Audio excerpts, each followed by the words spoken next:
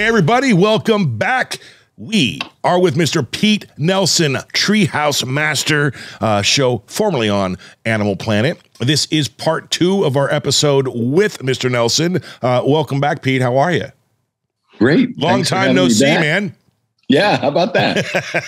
I feel like we need a wardrobe change when we do these. I can here. I'm going to take one button off. Take 30 seconds. Take the hat off, right? Bad hat. I need a haircut.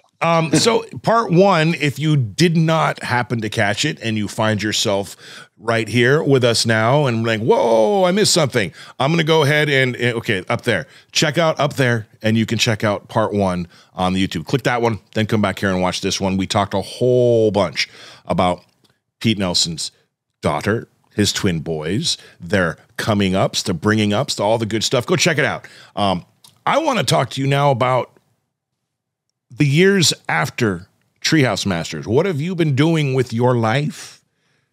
Oh, sweet. Treehouse Masters filming ended September of 2018, so a little over 4 years ago. And it was interesting. I was told that it takes a little time to come down from being in that position for as long as we were. I mean, it was a 7-year journey for me. I mean, it started in 2011 when Animal Planet first came around, and it was kind of like the frog in the frying pan, where you kind of go in there and you feel the water getting warm, but it got to a boil pretty quickly when the show began. And I thought I was going to be doing my thing, and then the film crew would be there. Yeah, but how much really every day? Well, it turned out, yeah, every day, all day for 7 straight years. And coming off of that kind of a hyper schedule, moving around all over the country, mainly the country, some foreign countries too. I mean, I think we were filmed in 4 or 5 other countries, Japan, Germany, Norway, all over the place, really, Brazil. So it was non-stop. And when the filming ended, I guess I was expecting like, okay, brace yourself. This is going to be different. And in a good way, I was looking forward to having, my so-called life back. Right. And, but I enjoyed it very much, by the way. I'm a little bit ADHD. I mean, there might be a little hyper in there, but definitely ADD. Uh-huh. And by all means, I loved the attention. I mean, let me tell you, having a little film crew, and it was little. I mean, we were always on a tight budget, as most of these reality shows are. But we still had a little entourage of people making sure that I had enough beef jerky and Red Bull if it was needed. But okay. Coffee. I had kind of that my personality for the TV show was kind of a hyper, caffeinated guy that I don't think is too far off the real person. I wanted it to be, a very authentic Pete, but, I didn't want people falling asleep during the show. So I was intentionally trying to be, let's go, let's do this. And, right. And hype everybody else up. And so when it was finally over, it was an adjustment of 4, 5, 6 months of just kind of going, okay, well, wait a minute now. And from a business standpoint, it was a really interesting thing because, again, we were doing 2 tree houses a month, episodes a month. And the way this reality show worked is you really were building those tree houses, and, they were for profit. You were making money or not making money by the project itself. They were not being subsidized, right, with a couple of important exceptions. Mainly, we did a treehouse for Shaquille O'Neal, Shaq. I mean, and oddly, the guy that probably could afford it the most was given his treehouse. I don't think I'm giving away any trade secrets here, but the idea is they'd love to have those popular celebrities have a treehouse and boost ratings and so forth. And I'm sure it did. And by the way, Shaq, what a man that guy is. Yeah, I was just thinking, did you have to build his in a redwood? He has a place outside of Atlanta that had some great trees, as a matter of fact. But what a joy to build for him. So anyway, I mean, it was go, go, go. And I loved that part. So when it was finally over, it was a little bit of a letdown. You know, you had to go, okay, well, that fun, you know, entourage that was always a lot of, I don't know, there's adulation, of course, and you get used to that. And, you know, I'm just being honest that's a nice thing when people are treating you so nicely and you know, you just really put your whole being into this stuff. And I think so many people did. In fact, what I found to be, I think the biggest lesson for myself anyway, was how hard the people work in that industry. You know, even the PAs, the assistants that are, you know, hardly making anything, running around 12 hours all day long to get this show done and in the can and on television was really inspiring, because the fact is I loved building tree houses. I've built tree houses since literally I'm 7 years old. And I've always enjoyed passing the time using my hands and creating these kind of creative spaces. And yet I did it on sort of a schedule that was my own, you know, and it wasn't because we had, you know, advertisers that wanted the product. And, you know, interestingly, up until the television show, we were just kind of scraping by. You know, we were always, you know, just like, wow, how we finished this great treehouse, but how come we don't have any money in the bank? And it turns out it's all in the treehouse. Yeah, the lesson is that, you know, it's all about production in carpentry, and you got to produce, and you got to go to the next one. And so I learned a lot about, hey, this is a serious business. If you're going to, you know, whether it's a television program that's getting on the air in a scheduled manner that meets the you know, the advertisers' expectations or my own expectations about making money in a business, you got to produce. And so I really found that experience of go, go, go to be enormously helpful in the business. All right. That makes sense. Yeah, absolutely. Yeah. So, I mean, so what are you doing? Like, what have you been doing with your life the last 3 months professionally? Are you retired? No, not at all. You know, so we love what we do. We're treehouse builders. I mean, I've managed to attract a lot of like-minded carpenters.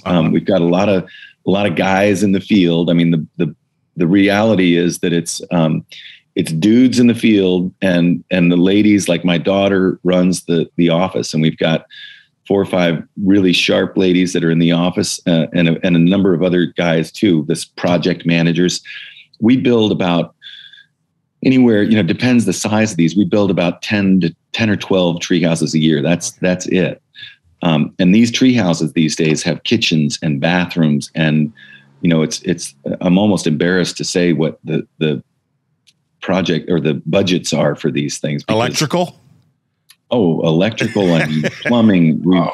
We're building fully fledged homes with all the creature comforts in trees.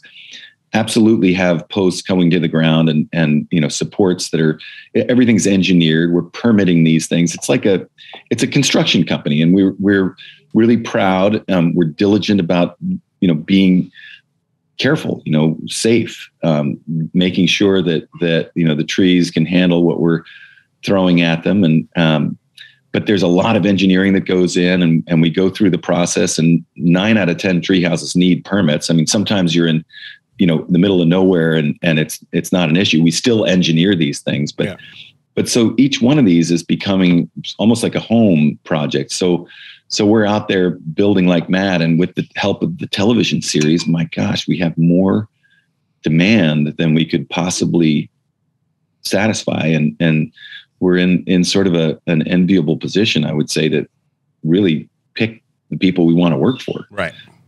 Which is remarkable. I mean, this is the dream. And I've had this dream to be the treehouse guy since the late 80s.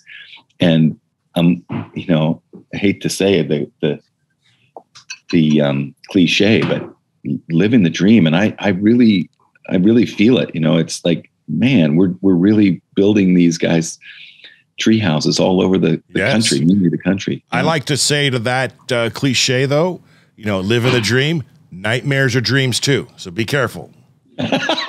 Yeah, no kidding. No kidding. Well, we've been really lucky with the clients. I mean, the Treehouse people that we build for are, as you might imagine, they're sort of dreamers too. And a lot of them are, very successful in whatever they've done in their lives to be able to afford, 6-8 guys spending, sometimes 3-4 months at a location. And they're interesting people, but, we haven't come across a lot of, a-holes, I'm glad to say. Good. It sounds to me like this is mostly a family operation you got going on. That right there is just, part of me was, wants my children to, I want to empty nest for a little bit so they can experience life, but I want them to come back. And it's still funny because my 9-year-old, she still says when I talk about that, she's like, I'm not going to move, Daddy. I'm going to live with you the rest of my life. And that sounds so sweet. And that would be fantastic. I honestly wouldn't mind it one bit. Yeah. So far, Avery, so far. But that is, you are in fact living that dream. In fact, you might be living my dream. That's amazing. It is amazing. And it's thank you. And I'm so grateful. I truly feel that, when you can say you're grateful, but grateful is a feeling. Yeah. And I feel this as such an incredible thing that we've got my 3 children, my wife, I've never really understood this expression. She's the neck that turns the head.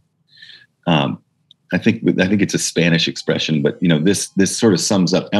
My wife Judy is still the one that is keeping tabs on everything. But my daughter, as I said earlier, at 32, runs the show, and she's a dynamo. And I'm just kind of on her coattails now, and trying to do things right. And my 2 boys are, one, Charlie, who's here. I drafted him to come help me finish this remodel I've been working on at this house. But his brother is out in Montana working like mad on a monster treehouse and stressed. I'm sorry to say it, people, but treehouses doesn't just mean you're not, you're just happy-go-lucky, bowl full of cherries. You've got subs coming through that you hope come through, and he's stressed right now because the snow's about to fly, and it's a real job is what I'm trying to say. And Henry's in the thick of it right now. Emily's trying to herd all the cats from the office in Fall City, and it's a real business. We're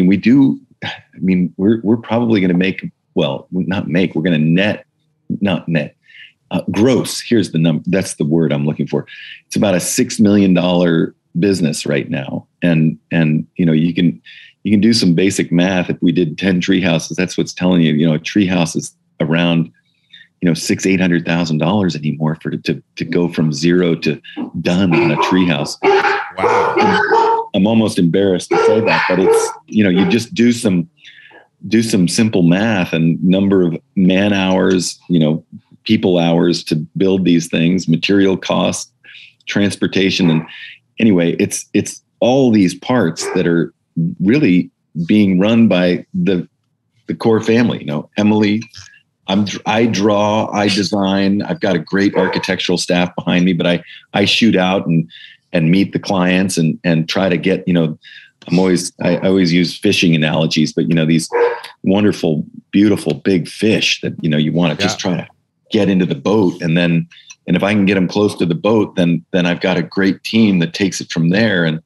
And we just go at it and get to build these really remarkable structures all over the place. Well, so what is like a typical treehouse? Like how many bedrooms, how many bathrooms? Yeah. So more and more, like for whatever reason, at this moment, we're in Bandera, Texas, and we're building the biggest treehouse we've ever built for a wonderful guy. Oh my God, Kevin is. I get these notes, these beautiful emails from him, texts even, just saying, Pete, I don't know how you got these guys together, but they are stars. And I have to say it because I love hearing that. And they're out there toiling in that. Well, it's cooling down now in that the hill country of Texas, but 2,400 square foot treehouse. And that's the enclosed 2,400 square feet in cypress trees.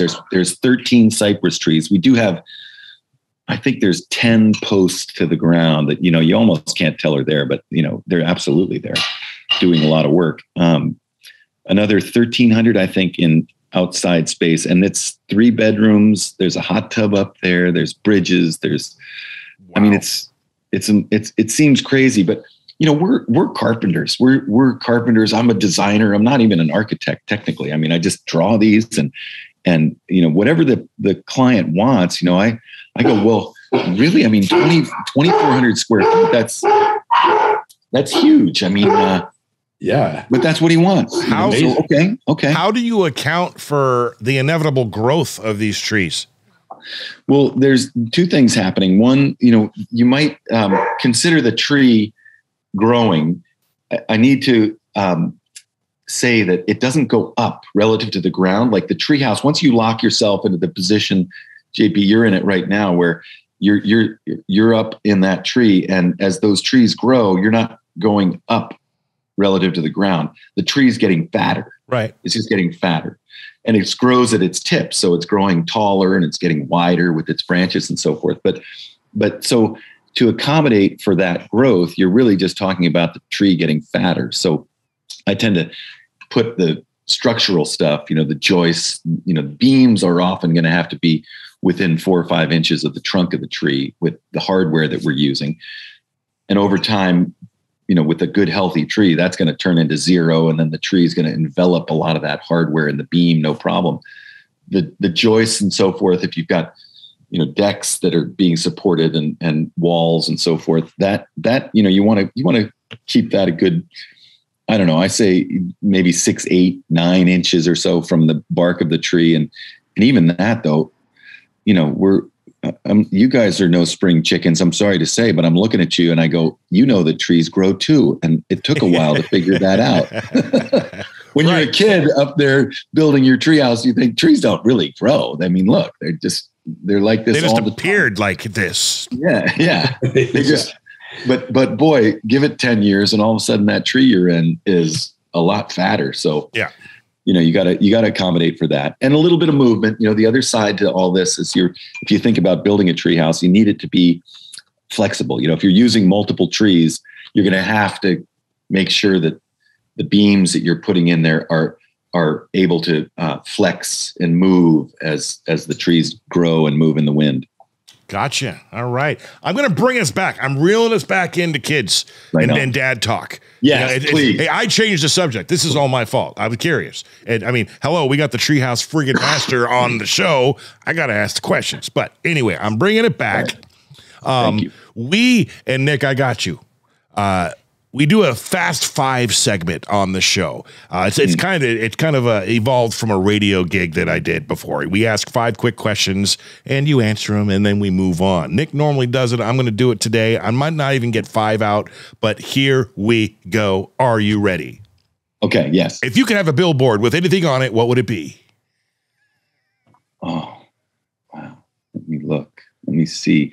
I think it's an image of some of those. You said redwoods earlier, and that jumps into my mind. Just sort of a nice kind of a woodcut of a stand of redwoods that I can see in my mind. Just kind of reminding us that look how beautiful those are, and we have those here, and we need to make sure we keep them around. Okay, all right. Favorite meal to cook for your children, if you cook, when they were young? Oh. Yeah, it's a red sauce. I fancy myself as Italian. I don't have any Italian blood, but I like to think I'm Italian. And I have this wonderful marinara and a good sausage and, spaghetti.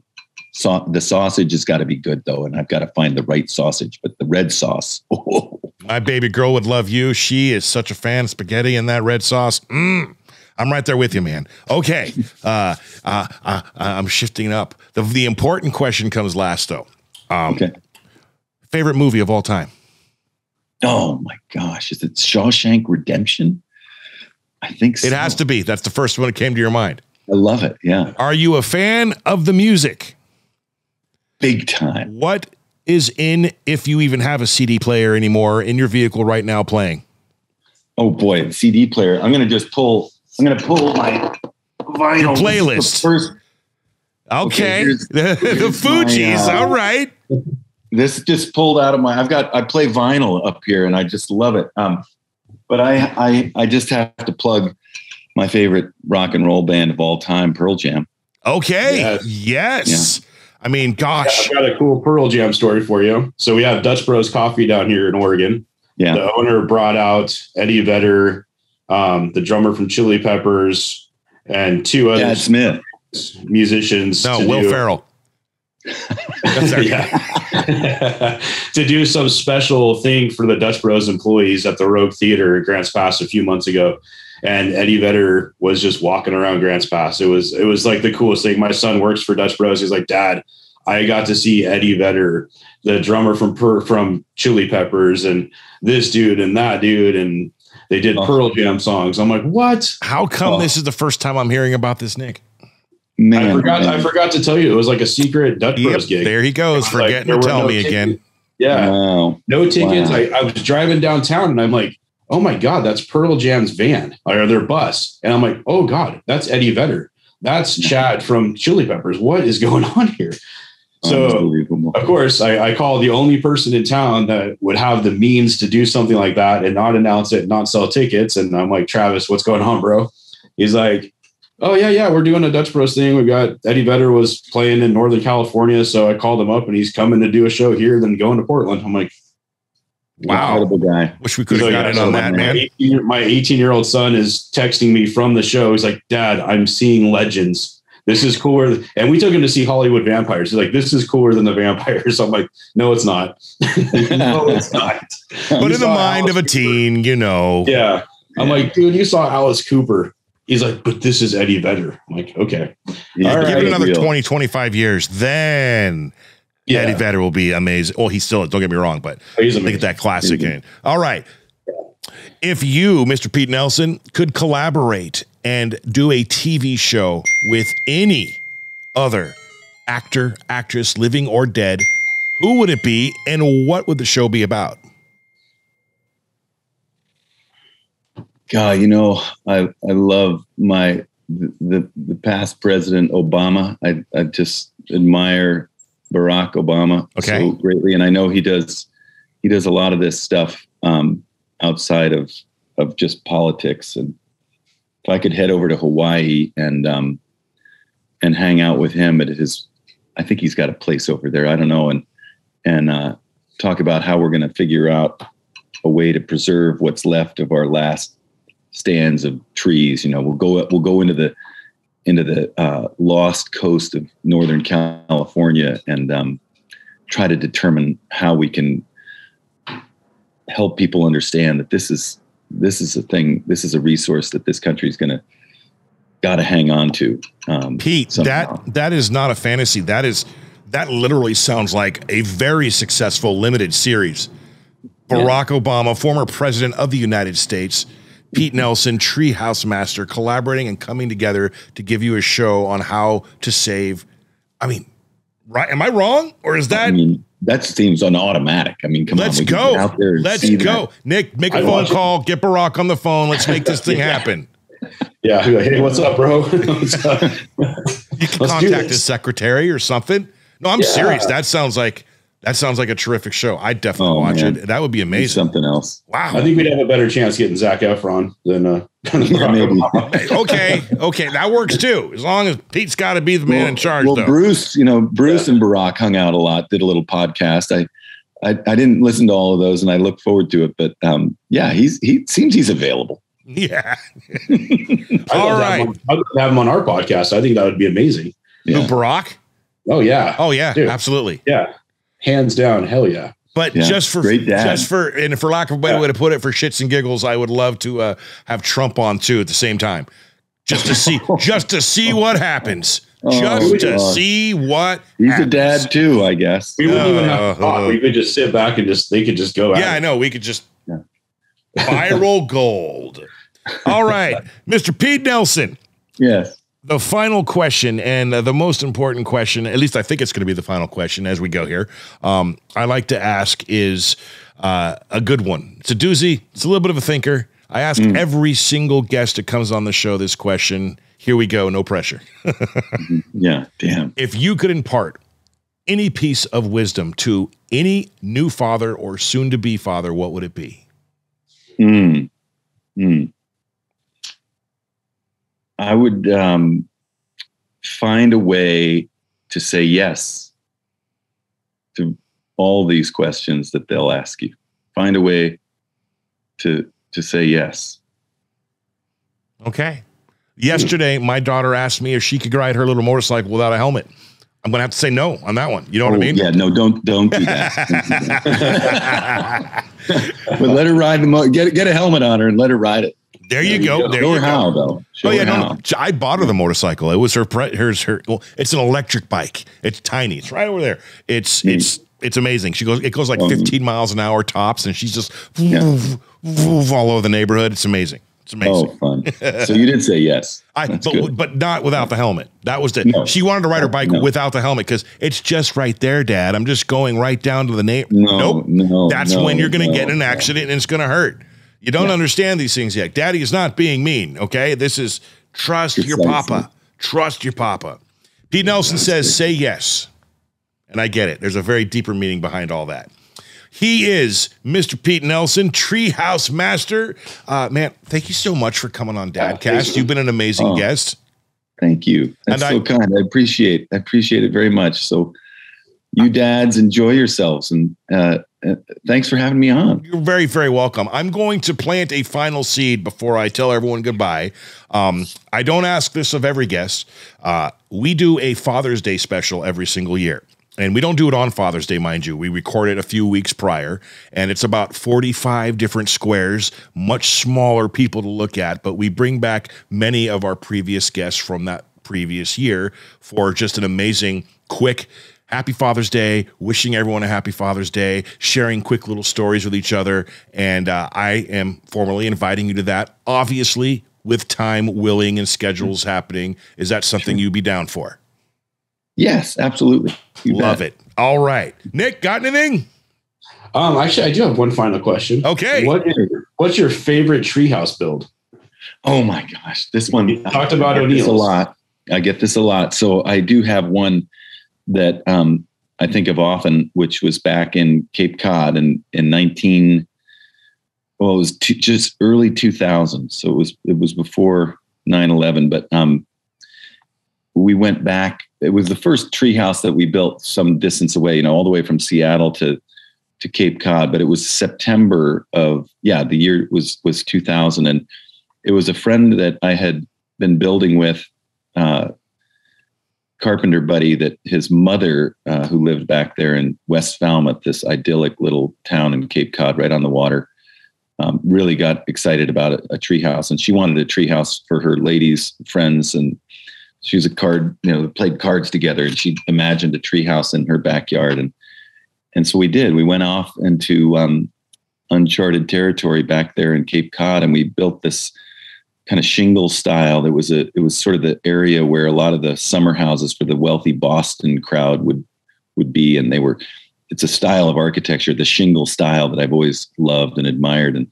And so I felt some pressure in what the project would look like. But we spent this September, and it was a beautiful one of those perfect Septembers where the water was right there out the back door, and the harbor was filled with all these beautiful sailboats, and there was it was one of these, just a month of pure joy, getting to know a family that I didn't know outside of the son that I still am in close contact with, and it just sort of, everything came together on the build like that, where you just, you've done work that you're proud of, and you get to know a new set of friends now, lifelong friends, and a family that I've stayed in touch with ever since. And, you always leave a little bit of yourself behind in these things. And that's one that I just kind of go, wow, that was so ideal. The swimming off some of the boat. They had a boat anchored out there, and I'll never forget. I grew up with Jaws in my background,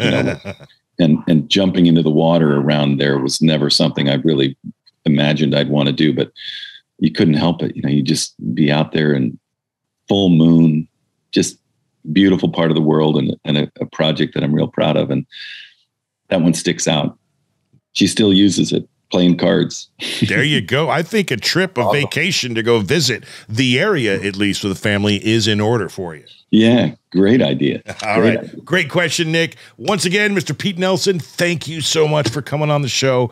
You've been amazing. You're a great dad, and that's what we love about this show, having great dads on here and talking about that adventure, man. Thank you. Thank you. Nice. Thank you, JP, and thank you, Nick. Yeah. Absolutely. To everyone watching and listening worldwide, wherever you may be, however you may be listening, thank you so much. Please subscribe, like, comment, do all the things, and we'll catch you on the very next episode of Dadcast. Have a great rest of your day. See you. Peace.